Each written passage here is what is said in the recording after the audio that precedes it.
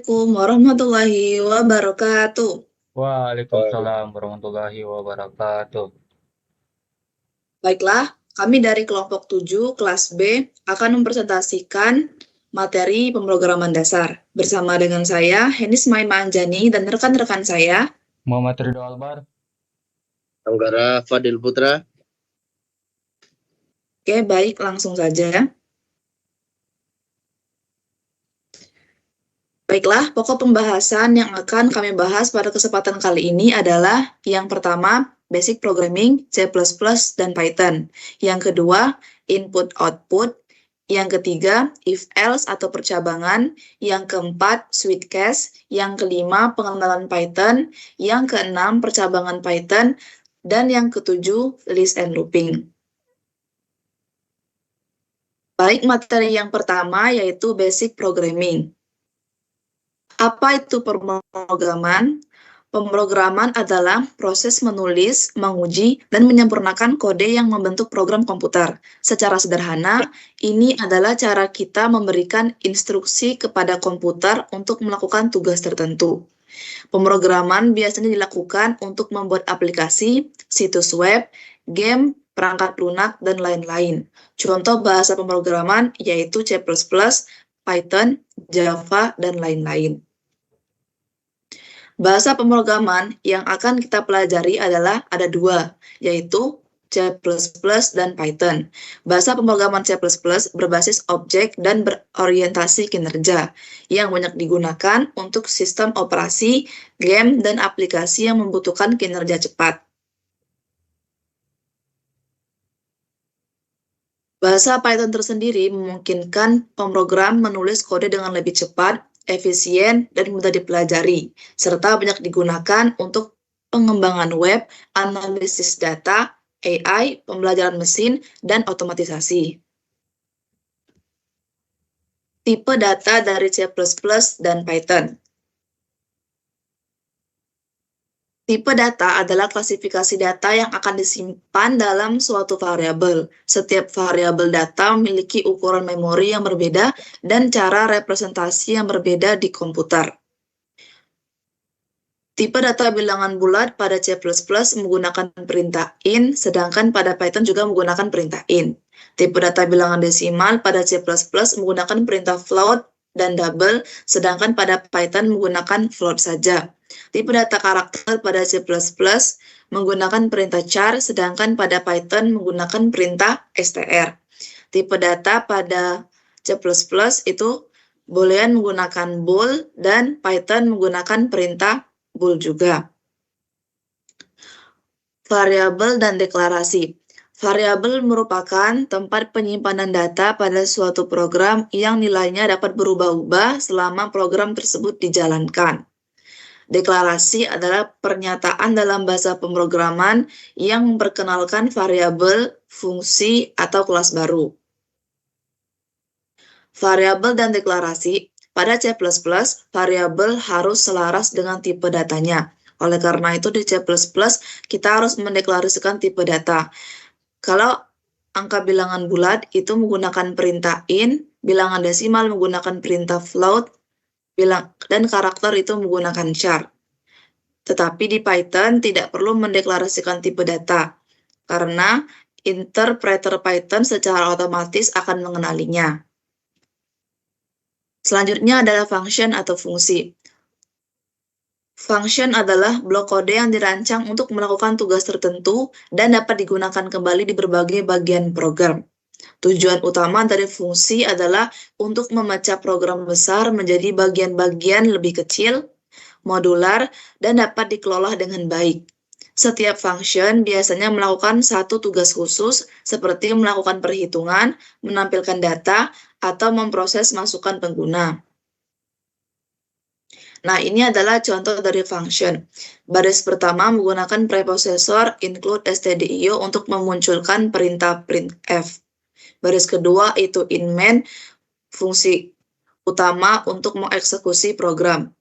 Baris ketiga itu printf. Printf merupakan perintah untuk mencetak output. Pertama itu adalah fungsi include stdioh. Ini adalah arahan preprosesor yang digunakan untuk menyertakan stdioh. File header stdioh adalah singkatan dari standar input-output header yang berisi fungsi input-output standar seperti printf, scanf, dan lain-lain. Dengan menyertakan file ini, kita dapat menggunakan fungsi input-output seperti printf. Berikutnya ada inMain. Fungsi inMain merupakan fungsi utama pada setiap program C. Semua program C harus mempunyai satu fungsi main yang menjadi titik awal eksekusi program. InMain adalah fungsi dengan tipe pengembalian in atau integer yang mengembalikan 0 ketika program selesai dijalankan dengan sukses. Kurung kurawal digunakan untuk menandai blok kode. Dalam program C, semua pernyataan di dalam fungsi main atau fungsi lainnya harus berada di dalam kurung kurawal ini. Selanjutnya itu fungsi printf digunakan untuk mencetak output ke layar atau output terminal. Isi di dalam tanda kurung adalah teks atau format yang ingin kita tampilkan. Tanda kurung digunakan untuk membungkus argumen atau parameter yang diberikan pada fungsi. Dalam hal ini, teks yang akan dicetak. Tanda kutip ganda digunakan untuk mengapit string teks yang ingin ditampilkan. Fungsi garis miring n merupakan karakter khusus untuk memindahkan baris atau baris baru. Setiap kali garis miring n digunakan, kursor akan berpindah ke baris baru. Titik koma digunakan untuk mengakhiri setiap pernyataan dalam bahasa C. Baik, materi yang kedua yaitu input-output. Dalam pemrograman C++, input dan output adalah elemen penting untuk berinteraksi dengan pengguna. Input digunakan untuk menerima data dari pengguna, sedangkan output untuk menampilkan hasil atau pesan kepada pengguna. Berikut adalah penjelasan mengenai struktur dasar input dan output dalam C++. Yang pertama itu ada required library, itu menggunakan include iostream. Iostream menyediakan deklarasi untuk fungsi input atau cin dan output atau count yang merupakan bagian dari aliran input-output standar di C++. Yang kedua itu output. Dalam output ada stdcount yang digunakan untuk menampilkan output ke layar atau menunjuk ke aliran output standar. Operator kurang dari adalah operator penyisipan yang mengalirkan data ke output. Yang ketiga itu input. Dalam input menggunakan stdcin yang digunakan untuk menerima input dari pengguna melalui keyboard. Operator lebih dari adalah operator ekstraksi yang mengambil data dari input. Nim sama dengan variabel itu untuk menyimpan input. Yang keempat, ini merupakan kombinasi program input-output. Diawali dengan preprosesor iostream untuk menampilkan count dan cin, kemudian inMain, double, perintah double untuk menampilkan angka panjang, lebar, dan luas. Selanjutnya, itu stdcount digunakan untuk menampilkan output dari panjang, stdcin untuk menerima output panjang, stdcount memasukkan lebar, stdcin untuk menerima output lebar. Kemudian memasukkan luas persegi panjang, yaitu panjang dikali lebar. Kemudian menggunakan stdcount untuk menampilkan output luas persegi panjang adalah. Baiklah, untuk materi selanjutnya akan dijelaskan oleh rekan saya yaitu Ridho Albar. Kepada Ridho Albar, disilakan. Baik, untuk materi ketiga ada percabangan atau if-else. Next. Tujuan pembelajaran 1. Memahami konsep if dan if-else dalam pemrograman. 2. Mengetahui sinteks dasar penggunaan if dan if-else dalam C++. 3. Mampu membuat keputusan logis dalam program menggunakan if dan if-else. Next. Basic syntax if. Definisi if dan if-else. If adalah pernyataan kondisi yang digunakan untuk membuat keputusan berdasarkan kondisi yang diberikan. Jika kondisi yang diberikan benar, maka blok kode di dalam if akan dieksekusi. Jika kondisi tersebut salah, maka blok kode di dalam if akan dilewati, dan program akan melanjutkan ke pernyataan setelah blok if. Next. Basic syntax if-else. Definisi if-else. If-else adalah perluasan dari if yang memungkinkan program untuk melakukan aksi alternatif jika kondisi if tidak terpenuhi. Dalam if-else, kita dapat menentukan blok kode yang akan dieksekusi jika kondisi bernilai salah. Next. Basic syntax if-else-if. Definisi if-else-if. If-else-if adalah struktur yang digunakan ketika kita ingin memeriksa beberapa kondisi sekaligus. Dengan if-else-if, kita dapat memeriksa beberapa kondisi dalam satu blok kode. Dan blok kode pertama yang kondisinya benar akan dieksekusi. Next. Untuk materi keempat ada switch case. Next. Switch case merupakan salah satu struktur kontrol dalam C++ yang digunakan untuk membuat keputusan berdasarkan nilai dari suatu ekspresi tertentu. Kegunaan struktur ini sangat berguna ketika kita memiliki banyak kondisi yang perlu diperiksa, dan kondisi-kondisi tersebut didasarkan pada nilai tetap. Next. Basic concept. Pada program di atas terdapat ekspresi. Ekspresi adalah nilai yang akan dibandingkan dengan setiap kasus. Ekspresinya harus bertipe integer atau karakter. Ada case. Case digunakan untuk mendefinisikan kondisi. Setiap kasus harus diakhiri dengan kata kunci break untuk mencegah eksekusi dilanjutkan ke kasus berikutnya. Ada default yang digunakan untuk blok opsional. Jika tidak ada kasus yang cocok, akan dieksekusi. Next. Contoh program. Di program tersebut terdapat fungsi input dan input angka dan operator. Pengguna menginput dua angka dan operator aritmatika. Ada fungsi switches berbasis operator. Program memeriksa operator plus, minus, kali, dan bagi untuk melakukan operasi sesuai dengan input. Ada validasi pembagian. Dalam kasus pembagian, program memeriksa apakah pembagian dengan 0 terjadi. Jika ya, pesan error akan ditampilkan. Next. Keuntungan. Keuntungan switch case lebih cepat daripada banyak kondisi if-else untuk banyak kasus. Switch case mudah dibaca, lebih terorganisir, dan membuatnya lebih mudah dipahami. Next. Kerugian. Kerugian switch case tidak mendukung rentang nilai. Misalnya kasus 1-10.2 tidak valid. Hanya mendukung tipe data discrete seperti int atau char, titik koma. Tidak fleksibel untuk kondisi kompleks seperti di if. Tidak fleksibel untuk kondisi kompleks seperti di if-else. Next. Untuk materi selanjutnya akan saya serahkan kepada rekan saya, Anggara Fadil. Dipersilakan.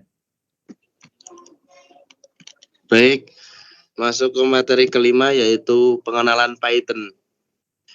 Python adalah salah satu bahasa pemrograman paling populer di dunia.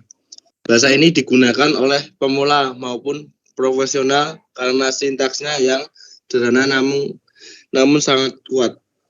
Next. Python adalah bahasa pemrograman tingkat tinggi yang pertama kali rilis oleh Guido van Rossum pada tahun 1991. Python dirancang untuk meningkatkan produktivitas pemrogram dengan fokus pada kode yang mudah dibaca dan efisien. Fitur utama Python meliputi interpreted, tidak perlu komplikasi dijalankan langsung oleh interpreter. High level, memungkinkan abstraksi yang lebih baik dari detail perangkat keras. General purpose dapat digunakan untuk berbagai jenis aplikasi. Next. Keunggulan dari Python. Yang pertama, sintaks sederhana, mudah dipahami, terutama untuk pemula. Komunitas besar, dokumentasi dan dukungan yang melimpah, kayak pustaka bawaan dan eksternal yang lengkap untuk berbagai kebutuhan. Portabilitas bisa dijalankan di berbagai sistem operasi tanpa perubahan signifikan. Next. Python versus bahasa pemrograman lain. Python versus Java. Python lebih sederhana untuk dipelajari. Sementara Java cocok untuk aplikasi besar dengan tipe data yang ketat. Python versus C++. Python lebih fleksibel dan dinamis, sedangkan C++ lebih cepat dan mendukung pengolahan memori tingkat rendah. Python versus JavaScript. Python lebih sering digunakan untuk backend dan analisis data, sementara JavaScript adalah raja untuk front-end web. Next. Mengapa memilih Python untuk pemecahan masalah? Python memiliki sintaks yang mudah dipahami, memungkinkan pemrogram untuk fokus pada logika daripada teknis, mendukung prototyping cepat sehingga solusi dapat diuji lebih cepat. Python adalah pilihan utama dalam bidang AI, data science, dan analisis data. Next. Struktur dasar Python. Python menggunakan indentasi dalam kurung spasi atau tab untuk menentukan blok kode. Tidak seperti bahasa pemrograman lain, C++ atau Java yang menggunakan kurung korawil untuk menandai blok kode. Indentasi wajib di Python. Jika indentasi salah atau tidak seragam, program akan menghasilkan error. Tidak membutuhkan tanda titik koma. Setiap baris Python tidak memerlukan tanda titik koma untuk menandai akhir perintah, kecuali jika Anda ingin menuliskan beberapa pernyataan dalam satu baris. Dalam tanda kurung, tidak direkomendasi untuk keterbacaan. Next. Berikut contoh struktur dasar Python. Next. Struktur dasar Python. Aturan indentasi di Python. Semua baris dalam satu blok kode harus memiliki indentasi yang sama. Indentasi standar Python adalah 4 spasi. Jika mencampur tab dan spasi untuk indentasi, Python akan menghasilkan error. Next. Konsep variabel dan tipe data. Variabel tempat menyimpan data tidak memerlukan deklarasi tipe. Dengan contoh, X sama dengan 10 tidak memerlukan deklarasi integer. Y sama dengan 3.14 tidak memerlukan deklarasi float. Z sama dengan pendahuluan tidak memerlukan deklarasi string. Next. Logika dasar Python dalam tanda kurung kondisi dan perulangan. Next. Fungsi dan modularitas. Def, kata kunci untuk mendefinisikan fungsi. Nama underscore fungsi, nama fungsi dalam tanda kurung sesuai dengan tugasnya. Parameter 1, parameter 2. Variabel yang digunakan untuk menerima input ke dalam fungsi. Return, mengembalikan nilai dari fungsi ke pemanggilnya. Opsional. Next.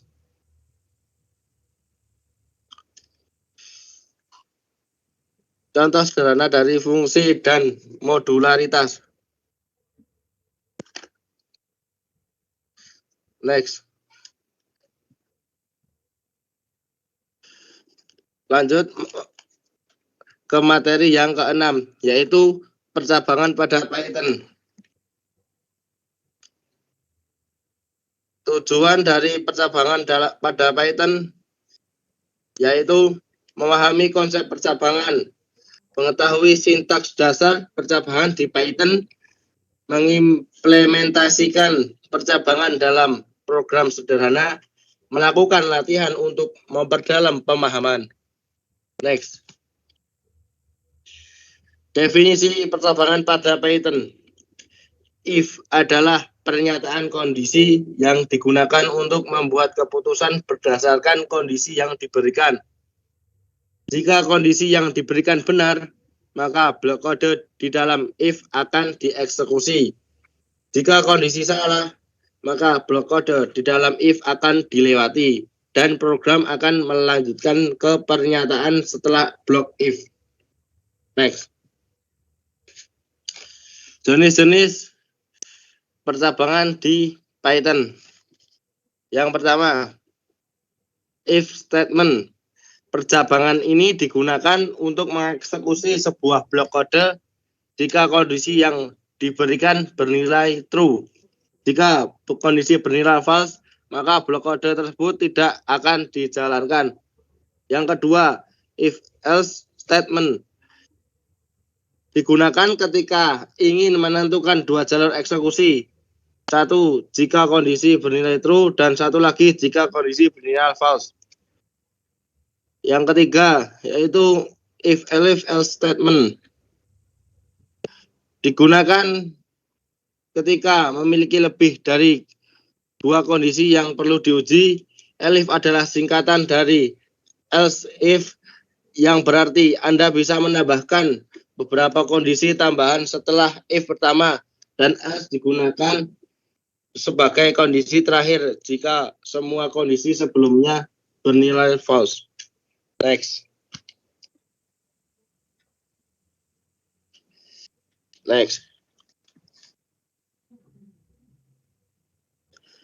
Berikut adalah contoh percabangan di Python. Yang pertama, if statement eksekusi dilakukan jika kondisi bernilai true. Yang kedua, if else statement. Alternatif jika kondisi tidak terpenuhi. Yang ketiga, if else statement. Memeriksa beberapa kondisi secara berurutan. Next. Masuk ke materi yang ketujuh, yaitu list and looping. Next. Definisi list adalah tipe data yang paling serbaguna yang tersedia dalam bahasa Python yang dapat ditulis sebagai daftar nilai yang dipisah koma antara tanda kurung siku. Hal penting tentang daftar adalah item dalam list tidak boleh sama jenisnya. Next. Ciri-ciri list dalam Python. Yang pertama, list dapat berisi berbagai jenis data seperti angka, string, atau objek lainnya. Yang kedua, list dapat diubah. Yang ketiga, list dapat berisi data duplikat. Yang keempat, list bersifat dinamis, artinya isinya dapat diubah, ditambah, atau dihapus. List diawali dengan tanda kurung, siku buka, dan ditutup dengan kurung siku tutup. Next. List dapat digunakan untuk menyimpan struktur data yang kompleks seperti tabel, matriks, graph, entry. Beberapa operasi dan metode yang dapat digunakan untuk memanipulasi list di Python diantaranya append untuk menambahkan elemen baru ke akhir list, extend untuk mengambil list sebagai argumen dan menambahkan semua elemennya pada list, pop untuk menghapus item spesifik pada list, remove untuk menghapus item spesifik pada list, sort untuk mengurutkan item pada list. Next. Berikut adalah contoh program dari list. Pada kode di atas menggunakan fungsi len. Di baris pertama membuka list untuk menampung nama-nama teman. Yang ketiga, menampilkan isi dari list my_friend dengan nomor indeks 3. Menampilkan semua daftar teman, mencetak my underscore friend. Next. Definisi dari looping. Looping atau perulangan dalam Python adalah instruksi yang dijalankan secara berulang hingga kondisi tertentu terpenuhi. Looping merupakan konsep penting dalam pemrograman Python. Next. Looping berguna untuk mengotomatiskan tugas-tugas berulang, membuat kode lebih efisien, menyederhanakan tugas yang membutuhkan pengulangan, melakukan iterasi melalui daftar, mengolah data, mengembangkan algoritma kompleks. Next. Di Python sendiri memiliki dua jenis loop utama, yaitu for loop dan while loop. Keduanya memiliki kegunaan yang berbeda dan dapat diaplikasikan pada situasi yang bervariasi. Contoh penggunaan looping dalam Python. For loop digunakan untuk melakukan iterasi dari sebuah nilai pada suatu baris koleksi data seperti string, list, atau tuple. While loop digunakan untuk mengeksekusi blok pernyataan berulang kali hingga kondisi tertentu terpenuhi. Next. Berikut adalah contoh dari for loop. Pertama, buat sebuah variabel dengan tipe data list, kemudian codingan for loop untuk menampilkan setiap item dari list tersebut. Selanjutnya, buat for loop Python untuk menampilkan item dari list. Jika codingan yang benar akan diperoleh hasil output seperti di atas. Next. Contoh while loop. Pengulangan while loop di dalam bahasa pemrograman Python dieksekusi statement berkali-kali selama kondisi bernilai benar atau true. Next. Sekian presentasi dari kelompok 7. Bila ada salah kata, kami minta maaf. Sekian. Wassalamualaikum warahmatullahi wabarakatuh. Waalaikumsalam warahmatullahi wabarakatuh. Waalaikumsalam warahmatullahi wabarakatuh.